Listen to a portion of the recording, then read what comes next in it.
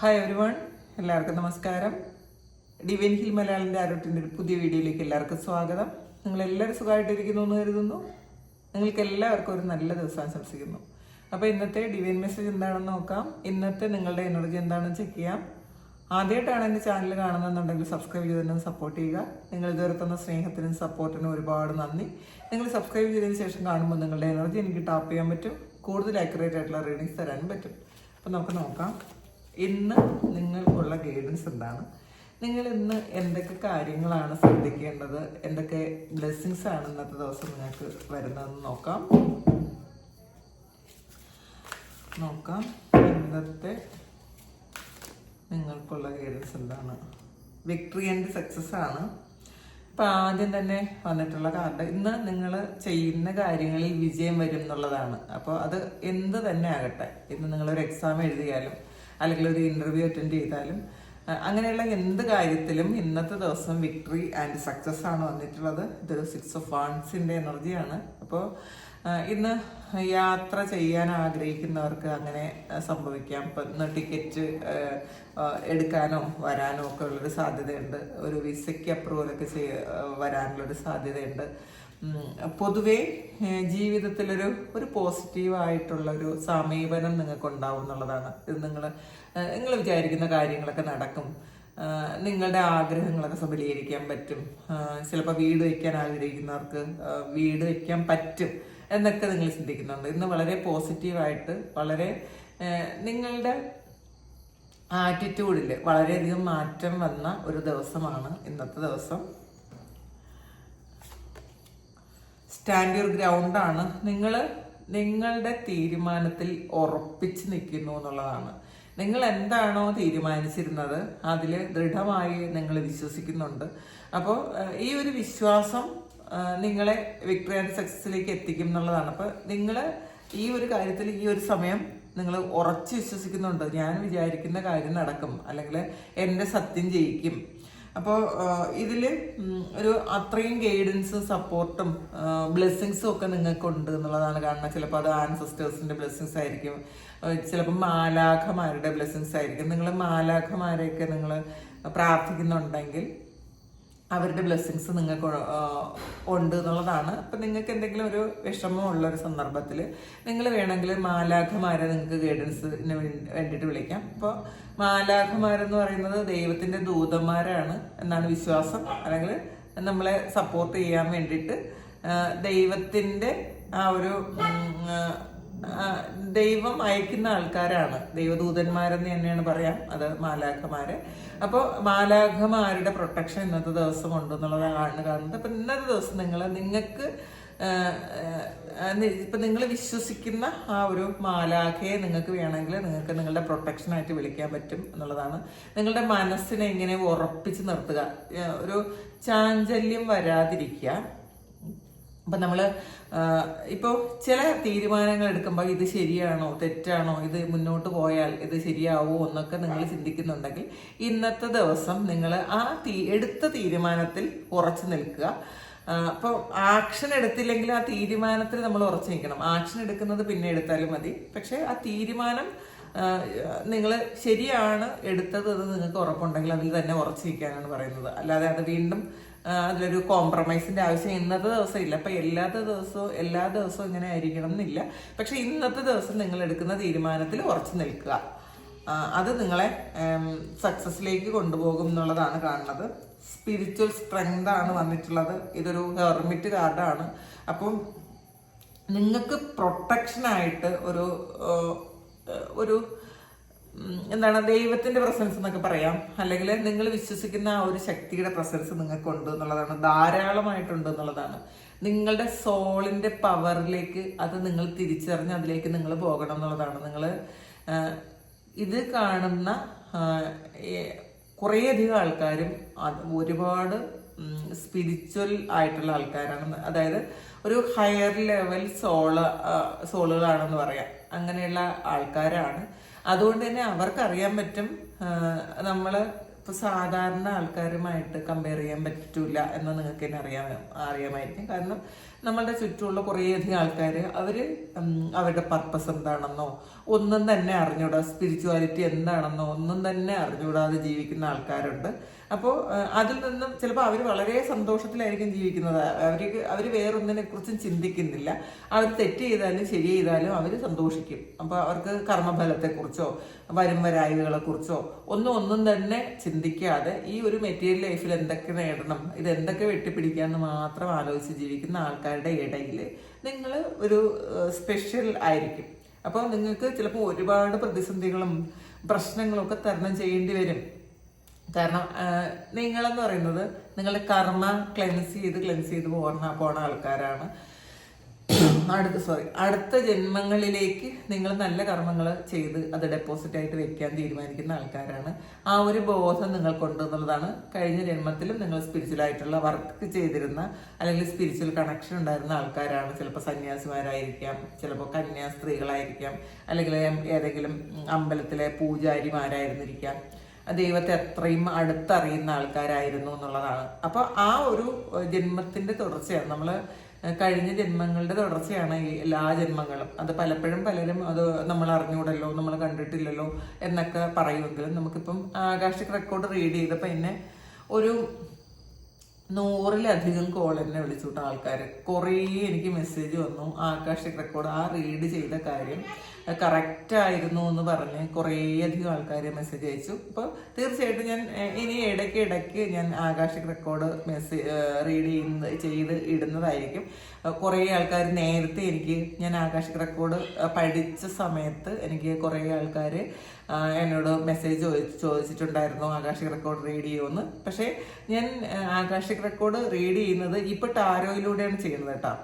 അല്ലാതെ മെഡിറ്റേഷനിലൂടെ നമ്മൾ ആകാശിക് record read ചെയ്യാൻ അത് ഒരുപാട് സമയമെടുക്കും. അത് ഒന്നാമത്തെ കാര്യം, അത്രയും സമയമില്ല. രണ്ടാമത്തെ കാര്യം, ചിലപ്പോൾ ഒരു ദിവസം ആ ഒരൊറ്റ റീഡിങ് എനിക്ക് ചെയ്യാൻ പറ്റുള്ളൂ. അത്രയും എനർജി വേണം അവിടെ. നമുക്ക് ആ ഒരു ആകാശിക് റെക്കോർഡ് ഒരാളിൻ്റെ ഒരു ആകാശിക് റെക്കോർഡിൽ 1-2 ക്വസ്റ്റ്യൻസ് എടുക്കാൻ വേണ്ടിയിട്ട് പോലും നമുക്ക് ഏകദേശം ഒരു 1 അവറോളം വേണം. പിന്നെ അത് അത്രയും എനർജി നമുക്ക് ഉണ്ടായിരിക്കണം.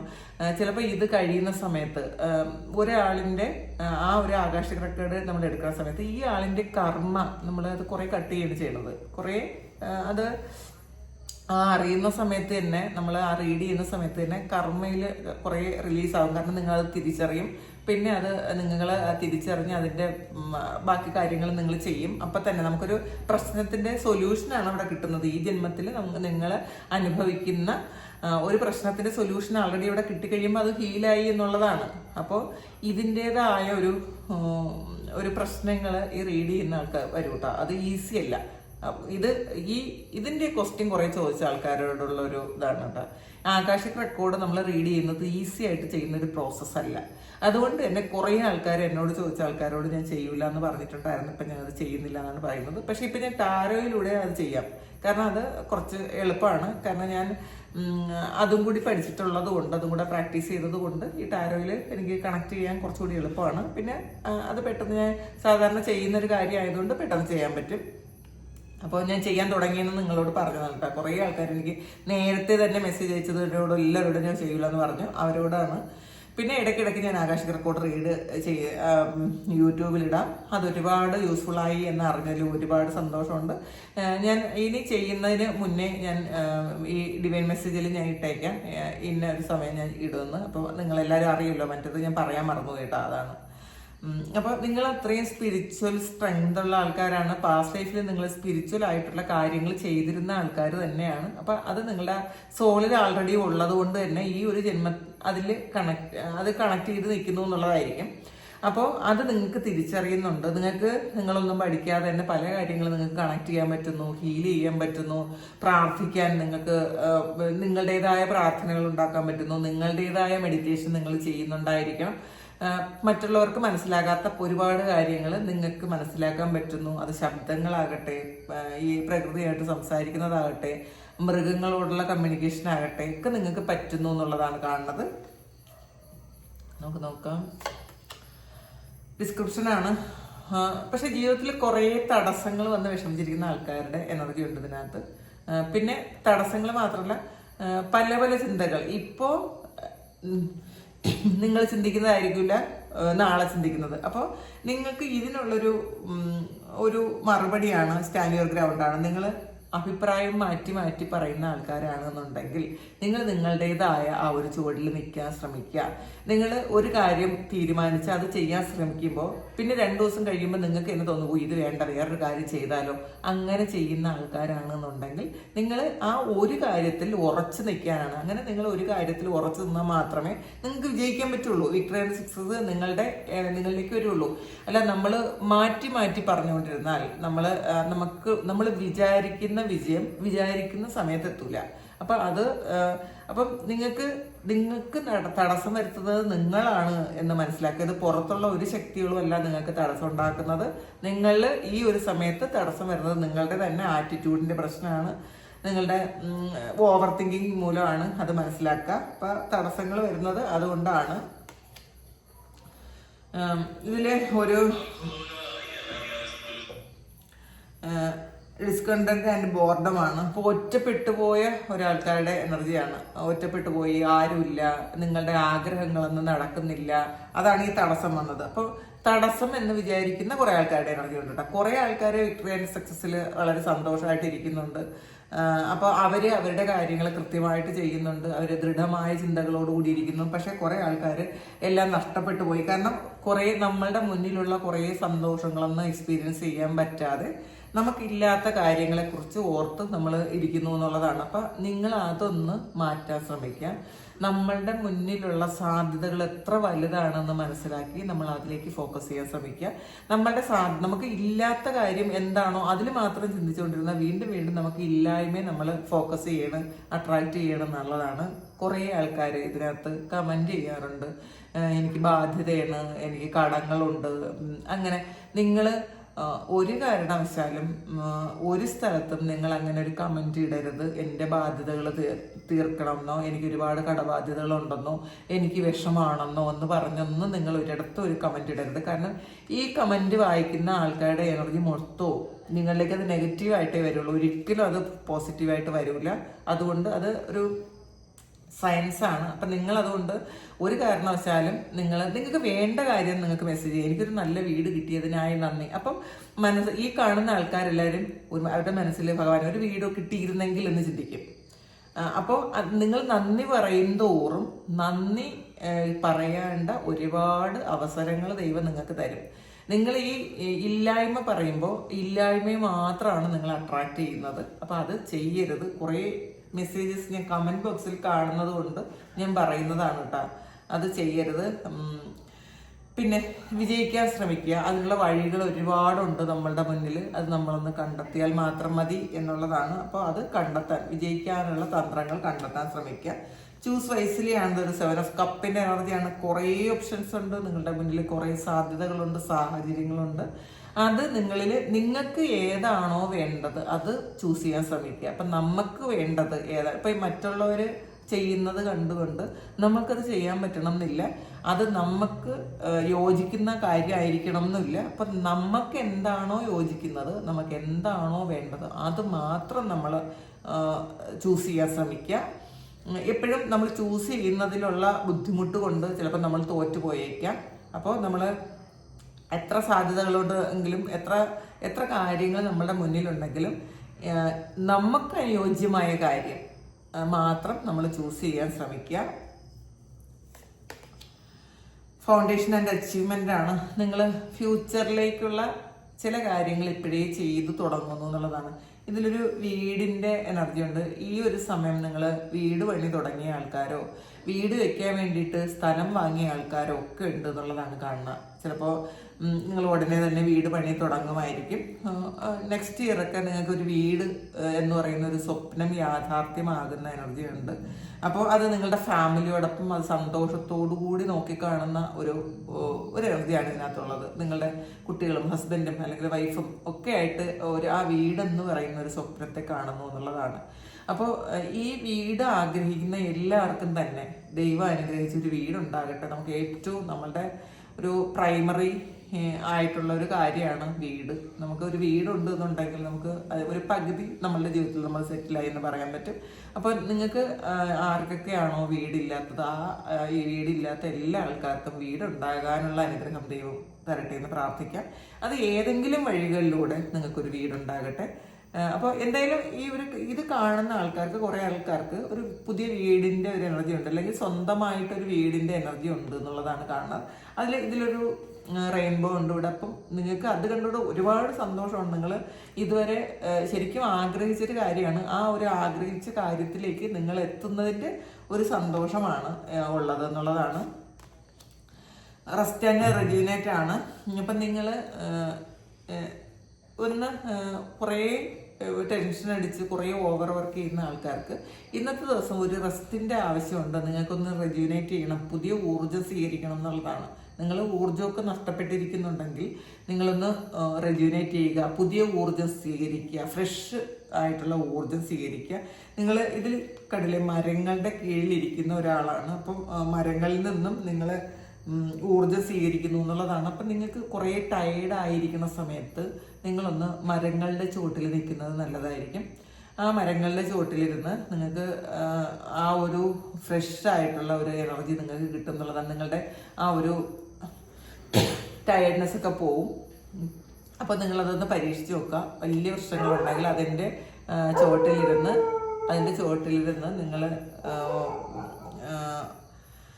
നിങ്ങൾ എനർജി സ്വീകരിക്കുന്നത് നല്ലതായിരിക്കും എന്നുള്ളതാണ്. നോക്കാം. ഫേം ഫൗണ്ടേഷനാണ് വന്നിട്ടുള്ളത്. അപ്പോൾ നിങ്ങൾക്ക് നിങ്ങളുടെ ഈ റൂട്ട് ചക്ര ആക്റ്റീവ് ആകുന്നതാണ് കേട്ടോ. റൂട്ട് ചക്ര എന്ന് പറയുമ്പോൾ നിങ്ങളുടെ പ്രാഥമികമായ പല കാര്യങ്ങളും അത് നിങ്ങൾക്ക് കിട്ടുന്ന ഒരു എനർജിയാണ്, ഒരു ഫൗണ്ടേഷനാണ്. അപ്പം നിങ്ങളുടെ ഇപ്പം എന്ത് കാര്യത്തിനായാലും ഒരു ഫൗണ്ടേഷൻ ശക്തമാണ് എന്നുണ്ടെങ്കിൽ നമുക്ക് ബാക്കി എല്ലാ കാര്യവും ഓക്കെയാണ്.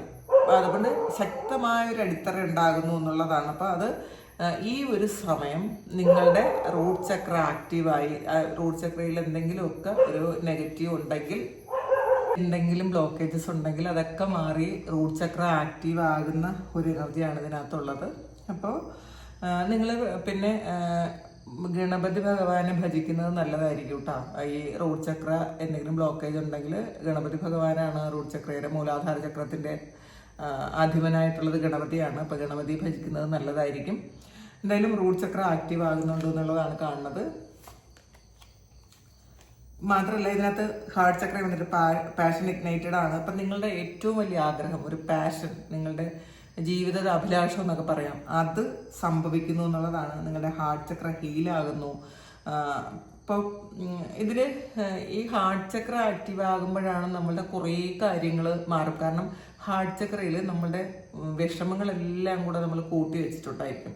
അപ്പോൾ ആ ഒരു കാര്യം ഹീലായി അത് ആക്റ്റീവ് ആകുന്നു. കാരണം ഇത് ആക്റ്റീവ് ആകാൻ ചിലപ്പോൾ നിങ്ങൾക്ക് എന്തെങ്കിലും ഒരു പുതിയ റിലേഷൻഷിപ്പോ അല്ലെങ്കിൽ പുതിയ എന്തെങ്കിലും കാര്യങ്ങൾ നിങ്ങളിലേക്ക് വരുന്നുണ്ടായിരിക്കും. അപ്പോൾ ഈ പഴയ ഒരു കാര്യം കുറെ ഹീലായി എന്നുള്ളതാണ് കാണുന്നത് കേട്ടോ.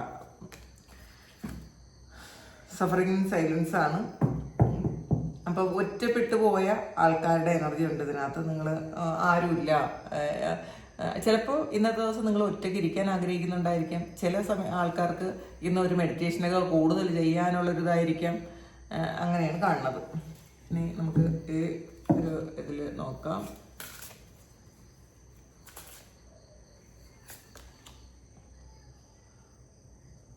അൾത്തറാണ് ഗ്രാറ്റിറ്റ്യൂഡ് റിലീസിങ് ബർഡൻസ്. അപ്പം നിങ്ങളുടെ ഉള്ളിലുള്ള കുറേ കാര്യങ്ങൾ റിലീസ് ചെയ്ത് കളയണമെന്നാണ്. അപ്പോൾ ഇന്നത്തെ ദിവസം നിങ്ങളത് ചെയ്യുക, റിലീസ് ചെയ്ത് കളയുക. ആവശ്യമില്ലാതെ കുറേ ബർഡൻ നിങ്ങളുടെ ഉള്ളിലുണ്ടെന്നുണ്ടെങ്കിൽ, പാസ്റ്റിലെ വേദനകളോ വിഷമങ്ങളോ ഫ്രസ്ട്രേഷനോ അതൊക്കെ ഉണ്ടെങ്കിൽ അത് നിങ്ങൾ റിലീസ് ചെയ്ത് കളയണം എന്നുള്ളതാണ്. ഗ്രാറ്റിറ്റ്യൂഡോട് കൂടി ഇരിക്കണം. നമുക്ക് കിട്ടുന്ന നന്മകളിൽ ഗ്രാറ്റിറ്റ്യൂഡോട് കൂടി ഇരിക്കണം. ഈ ഒരു മെസ്സേജ് നിങ്ങൾ മറക്കാതിരിക്കുക.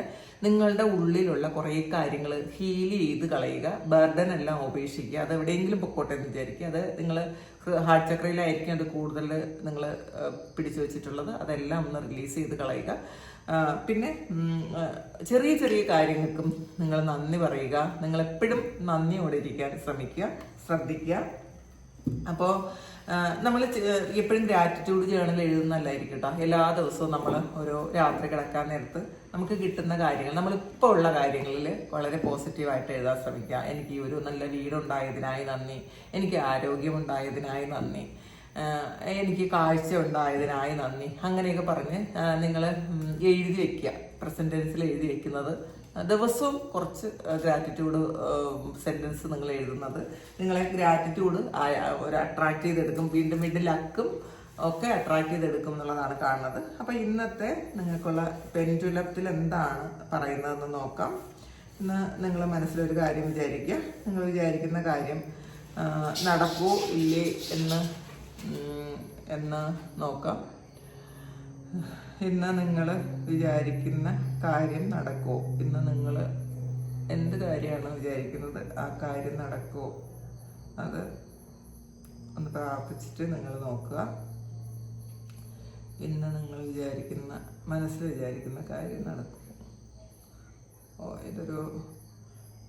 ഇന്ന് നിങ്ങൾ വിചാരിക്കുന്ന ഒരു കാര്യം